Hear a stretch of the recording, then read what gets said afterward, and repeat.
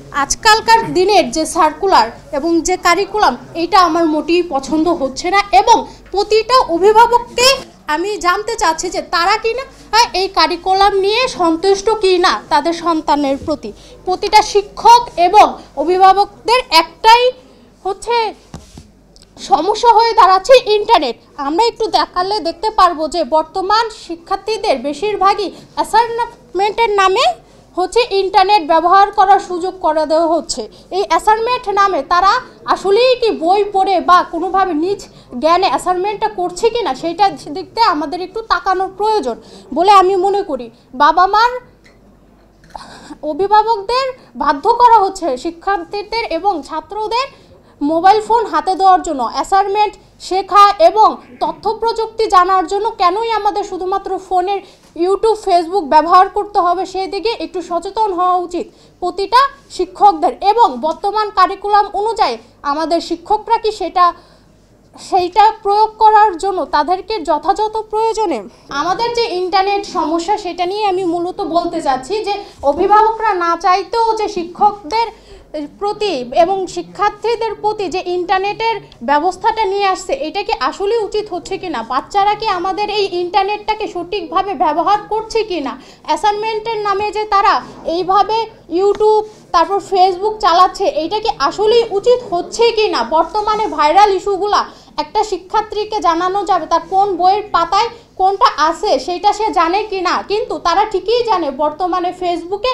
কিভাবে কন্টেন্টটা চলছে কি না। তো যাই হোক, বর্তমানে হচ্ছে এই যে একটু আগে উনিও বললেন যে ডিম ভাজির যে বিষয়টা রাস্তাতে কাকে কিভাবে পার করাতে হবে জেব্রা ক্রসিং ডে এইটাকে আসলেই বাংলাদেশে প্রয়োগ করা যাবে কিনা।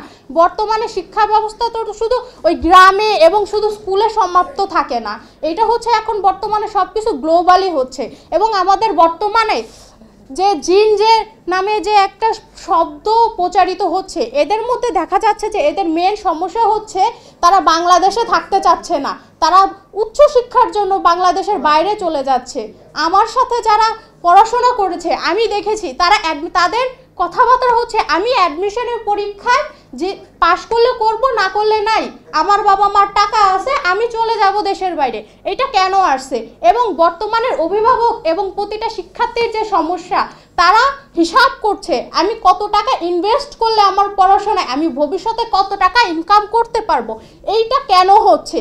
এবং আমি আজকে ঢাকা বিশ্ববিদ্যালয়ের ছাত্রী, আমি যেভাবে অ্যাডমিশন দিয়ে যে মেধায় এই বিশ্ববিদ্যালয়ে আসতে পেরেছি এবং আমার সাথে যে শিক্ষার্থীগুলো ছিল যারা নাকি আসতে পারে নাই তারা দেখা গেছে টাকার বিনিময়ে দেশের বাইরে গিয়ে বিভিন্ন বিশ্ববিদ্যালয়ে পড়াশোনা করে 4 বছর পর 5 বছর পর এসেও তারা আমার থেকে বেশি মানের সম্মান পাচ্ছে। এইটা কেন? আমার বাবা মা গর্ব করে কেন বলতে পারে না আমার মেয়েও মেধাবী, আমার মেয়েও ঢাকা বিশ্ববিদ্যালয় থেকে পড়েছে বা এখানে বিভিন্ন সে কষ্ট করে পড়াশোনা করেছে, কেন? শুধুমাত্র তার টাকার জোর ছিল না বলে। এবং আমার বাবা মার সাথে যখন প্যারেন্টস মিটিং হচ্ছে তখন কেন 4-5 বছর পরে তার বাবা মা তার ভাই বোন কেন বলতে পারতেছে যে হ্যাঁ আমার ছেলে